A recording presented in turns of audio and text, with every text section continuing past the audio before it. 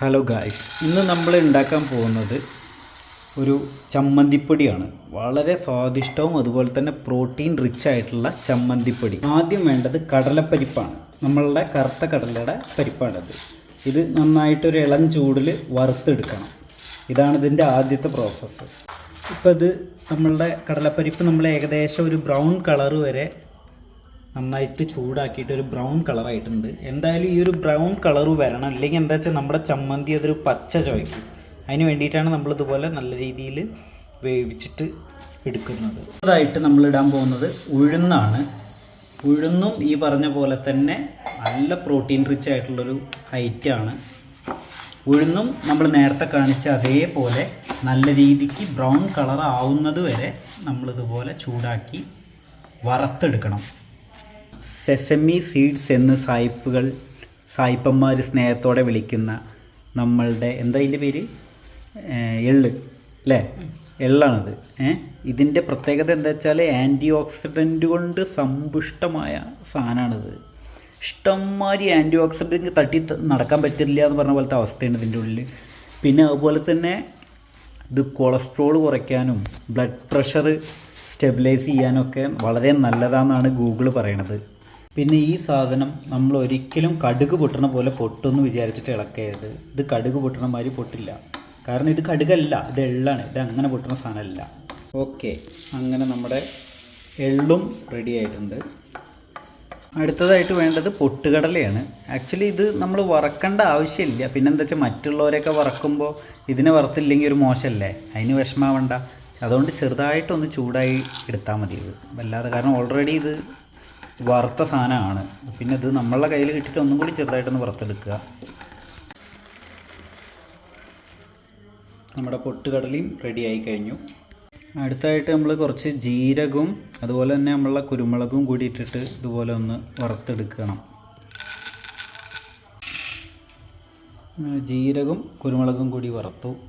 അടുത്ത കുറച്ച് വറ്റൽമുളക് ഇതുപോലെ നമ്മൾ ഒന്ന് ഇതാക്കിയെടുക്കുക. വല്ലാതെ വറ്റൽമുളക് വല്ലാതെ വേണ്ട. എരിവിൻ്റെ ഓരോരുത്തരുടെ താല്പര്യങ്ങൾക്ക് അനുസരിച്ചിട്ട് എരിവ് കൂടുതൽ വേണമെന്നുള്ളവർ കൂടുതലെടുക്കുക. അങ്ങനെ എല്ലാ സാധനങ്ങളും സെറ്റായി. അടുത്ത് കുറച്ച് ഉപ്പും കൂടി നമ്മൾ ഒന്ന്, കായപ്പൊടിയിൽ കുറച്ച് കായപ്പൊടി, ഉപ്പിലേക്ക് കുറച്ച് കായപ്പൊടി ഇടുക.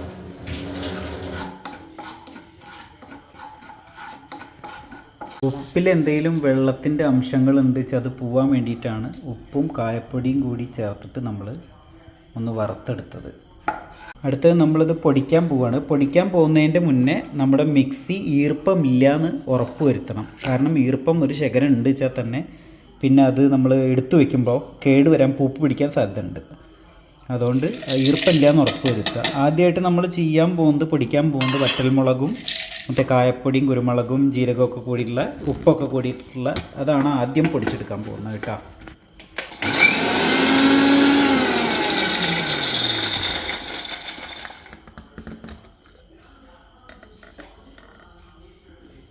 പൊടിഞ്ഞിട്ടില്ല, ഒന്നും കൂടി സെറ്റാവാണ്ട്.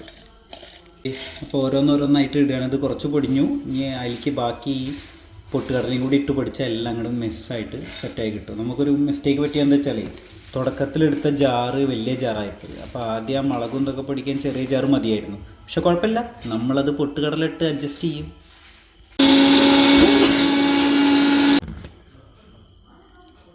നൈസ്.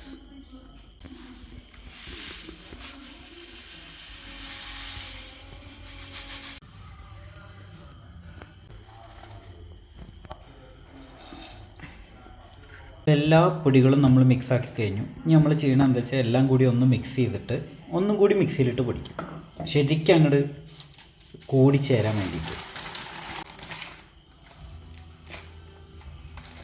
അപ്പോൾ നമ്മുടെ കലാപരിപാടി കഴിഞ്ഞിരിക്കുന്നു. ഇനി അടുത്ത എന്താ വെച്ചാൽ ഇത് നമ്മൾ ടേസ്റ്റ് ചെയ്ത് നോക്കലാണ് അതിൻ്റെ അടുത്ത പരിപാടി. ഒന്ന് മിക്സ് ചെയ്താൽ എൻ്റെ കൈ കൊണ്ട് തന്നെ മിക്സ് ചെയ്തോ. എണ്ണ കൂടിയടി, എത്ര എണ്ണ ഒഴിക്കണ്ടായിരുന്നില്ല. കുറച്ച് പൊടിയിട്ടോ. ഇതിങ്ങനെയല്ല, എത്ര എണ്ണ ആവാൻ പാടില്ല, കുറച്ച് പൊടിയിട്ടാ.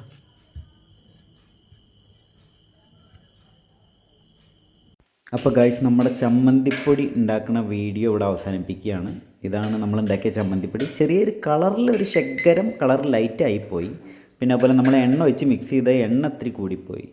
നല്ല ടേസ്റ്റ് ഉണ്ട്. കുറച്ചും കൂടി ഉപ്പ് ചേർക്കേണ്ടി വന്ന് ഞങ്ങൾ പിന്നെ അത് ആഡ് ചെയ്തു. അപ്പോൾ ഇതാണ് നമ്മുടെ video. Thank you for watching. ഇതുപോലത്തെ വീഡിയോസായിട്ട് ഞങ്ങൾ വീണ്ടും വരുന്നതായിരിക്കും.